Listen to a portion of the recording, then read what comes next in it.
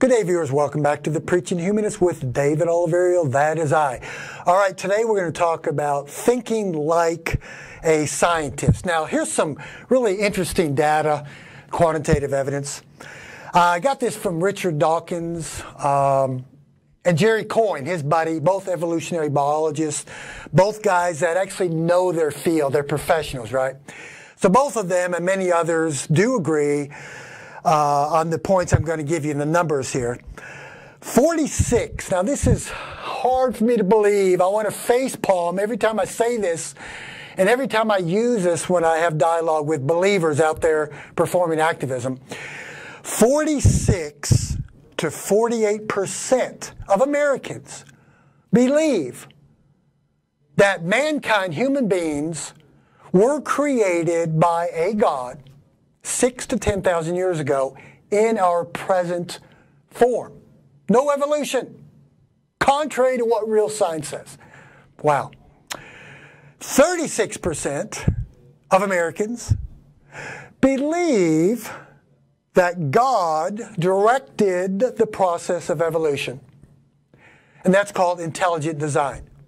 They are believers in a God, usually Christianity, since it's America, but yet they believe that the Christian God, especially, directs and leads and guides evolution, which only leaves, if I'm doing my math correctly, that 16 to 18%, oh, excuse me, while I face palm, 16 to 18% of Americans think like a real scientist.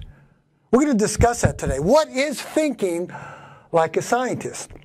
First of all, most real scientists are either agnostic, atheist, or secular. They use the scientific method. So what is thinking like a scientist? And I discuss this so often, and I have to do an episode on this. And so fellow atheists, I know you'll understand this. Now hopefully you're in that 16 to 18 percentile, which most of us are. And I would sure like to get the people on the high percentage of Americans that don't understand this, because they're told that thinking like a scientist is wrong because it refutes and debunks their belief system so easily. So thinking like a scientist is, number one, being skeptical. You got to be a skeptic. I remember someone telling me, "Oh, David, you're too skeptical. Just believe." What else is thinking like a scientist? Well, it's using empirical evidence. Empiricism, as I say all the time, that four-letter word to a Christian apologist. Empiricism is simply looking for data, testing it, testing to see if something can be proven false or true by the scientific method. Experimentation, observation, and constant questioning is thinking like a scientist. And it's the test of truth, critical thinking and so forth, putting things to the test. Nowadays in America, we see that so many people do not think like a scientist. They take things as the truth. The old saying, 1,000 repetitions equals a truth. Sad to say, for most Americans, if they hear something over and over again, they take it as true. We see it on Facebook. We see it throughout the media and so forth, digital media and any other media forms and types. That if they hear it often enough, it must be a truth. If they hear it from their pastors and their preachers, it must be true. Well, but thinking like a scientist is totally different. We who have figured out this God thing, we think a certain way. We use this empirical evidence, this scientific method, not just in practical areas of life, like a lot of Christians do, but we use it in every area. In the supernatural realm, we use it, and it works. Now, I'm going to use, like I did a few weeks ago, a quote from a guy named Saint Basil, and he was a Greek bishop back in the 4th century. I love this quote. I mean, just listen to this one. Very interesting. Let us, Christians, prefer the simplicity. Oh yeah, it's simple, all right. Let's prefer the simplicity of our faith. Faith is simple. It doesn't require thinking. It doesn't require empirical evidence. It doesn't demand empirical evidence. It demands just blind faith. Hebrews chapter 11, verse 1 and 2. So this dude, back in the 4th century, said, hey, let's prefer the simplicity of our faith to the demonstrations of human reason. Yes, St. Basil, there are demonstrations. We demand demonstrations. I was talking to a Christian this morning up in Georgetown, performing my Ask an Atheist activism, and a lady approached me and my friend, and she was a very strong believer, and I went over empirical evidence and how we determine a truth from a falsity. She didn't believe it. She didn't want to hear it. She said, no, that's of Satan. We believe things to be true based on faith. That's not how things work. Real world, you got to test things. Now, he goes on to say this quote, for to spend much time on research. That's what you're supposed to do. Thinking like a scientist, we do spend time on research. We do want to know what's true and false. So he goes on to say, for to spend much time on research about the essence of things would not serve the edification of the church. Now, Christianity, especially right-wing Christianity and other religions, do not want their flock and their group and their people to ask questions, to be skeptical, and to think like a scientist. Most people would rather die than think, and many of them do.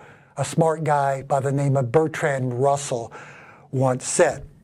So thinking like a scientist is being skeptical, demanding evidence.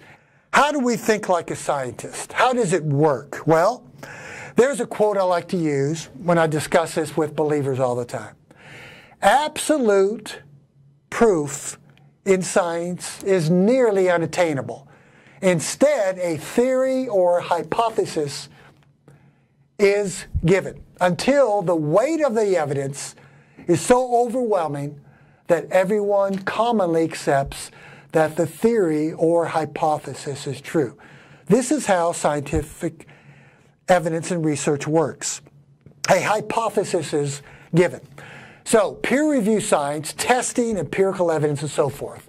Until the weight of the evidence is given, then everyone commonly accepts that that hypothesis is true. Then it becomes actually a theory, because a theory of evolution has already been tested and proven with overwhelming evidence. Now, this is hard for believers. Believers want 100% certainty. They believe what the Bible says. They believe what their preachers tell them without testing. Also, there's a quote I like to use, that evidence must precede the acceptance of an idea, because it makes no sense to go out and grab an idea and then to go out and find evidence to support that idea. It doesn't work that way. Science works in a different way. We test it using empirical evidence. We test it in every angle, thinking like a scientist to see if something's true or false. And then we adapt and take that belief system as true. So not long ago, I talked to a young man who just converted to Christianity. He was in his 20s, a millennial. And I began to ask him questions. I asked him why he was a Christian, what turned him to Jesus and Christianity. Well, he said that he had broken up with his girlfriend and he was unhappy and miserable, right? Same old story. And a Christian youth pastor approached him and began to talk to him and tell him the message in the gospel of Jesus, as if we haven't heard that. We're in America. We hear it all the time, right? The pervasiveness of this religion. It's everywhere. It's all over the place here in America. So he began to tell me that the preacher told him all he would have to do is just put his faith and trust in Jesus, right? And he'll be saved, and everything will work out for the good to them that love God and so forth. But I asked him a question. I said, young man, did you ask this Christian preacher if what he was telling you is true? How does he know what he's saying is true? Can he prove this message of the gospel of Jesus is a truth or just a myth? And so I asked the young man, I said, did you ask this preacher Well, wait a minute. Before I sign the dotted line to Christianity, before I confess Jesus as Lord, how do I know that this belief system is accurate? How do I know that it's real? How do I know that it's true? And I said, did you ask this preacher this? He said, no. I said, why didn't you? He goes, well, it feels right. Of course, he's basing this on emotion. And that's what it's all about. It's about feeling good. It's about emotion. It's about hearing this message of Christianity or any other religion when you're at a low spot in your life. Now, when I was at the lowest part of my life, or time of my life, 30 years ago, I cried out to God. God was absent. He didn't show up. So I started thinking.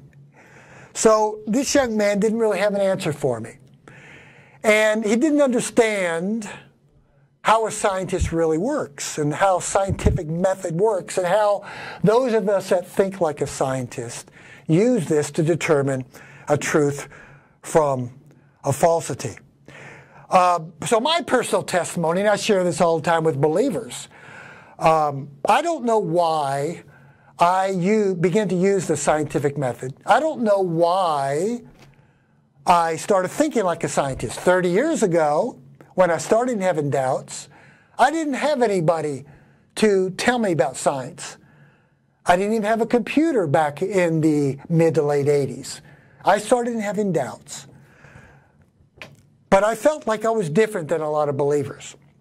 I'll tell you a funny story, a true story. When I was a child, we went over my parents' friend's home from the church. My dad was a pastor, and I must have been about 9 or 10 years old. I used to raise rabbits. I used to have turtles and all kinds of pets. I would go out with my friends hiking in the woods. We would go camping. I was always interested in the natural world. This is, even though I was a strong Christian at this time and really indoctrinated to believe in Christianity. My dad was a pastor. But something in me wanted to know about the natural world. I was at this person's home with my family, and the adults were in the other room talking, and I sat myself down in front of this aquarium where there were turtles, salamanders, fish, and they had a bird cage over here and various pets in different cages. I sat myself down there, and I just sat there staring at the animals, performing a scientific method, looking at animal behavior. I didn't understand what was going on. I just liked it. I was kind of wired that way. My older brother, my younger sister, didn't do that. So I remember this man, my father's friend, they were behind me, and I heard him say to my father, "What's your son doing? What is he doing over there?" And my dad, I heard him say, "Well, that's what David does. He likes to stare at animals. He'll go out there in the backyard and sit there and watch rabbits." Now, little did I know, I was interested in nature. I was interested in animal and human behavior. I was never taught about the scientific method. I was never thought about talking or thinking like a scientist. All I knew was science was not of God and that the Bible was true. So my father said to his friend, "Well, that's David. He does this all the time." So I used to observe the natural world. Now my question is, and maybe some of my fellow atheists can help me, I don't know why my siblings never thought like a scientist. They were raised the same way I was, but they continue to believe in the supernatural. I went on with my life and started applying the scientific method, thinking like a scientist, at the end of my era of Christianity. So my question has always been, why do some of us that come out of very strong Christian families, very strong Christian environment, or any other religion for that matter, why do some of us figure this out? Are some of us preconditioned for using the prefrontal cortex more than the amygdala, the emotional part of the brain? I don't know. I started applying this, thinking like a scientist, in my life, and I started figuring it out years and years ago. And I still think that way. I try to put things to the test before I accept a belief. I want to make sure it's true. I wish I could help other people to think this way. I wish I could teach other people. I wish they would listen to me when I talk about thinking like a scientist. I just know the quantitative data is out there, that very few Americans use this scientific method and think like a scientist when approaching supernatural beliefs. I know a lot of Christians that are much smarter than I am and that have college degrees. They apply the scientific method. They think like a scientist in all their other areas of life, but when it comes to the matters of supernaturalism, their belief in a God and church and so forth, they shut that down. They don't think that way because it's contrary to the Christian message. So there you have it. I wish I could help people to understand. So maybe my fellow atheists out there have an answer for me. I've always wanted to know. I don't know if we'll ever know for sure. But I would love to see people think like a scientist. It would help us to have a less religious world, a more secular world, a more moral world, a world where there's less violence, a world where people are more rational and motivated by reason and empathy and love and compassion rather than by blind faith in the supernatural. So thank you so much for watching the Preaching Humanist with David Oliverio. Have a wonderful day.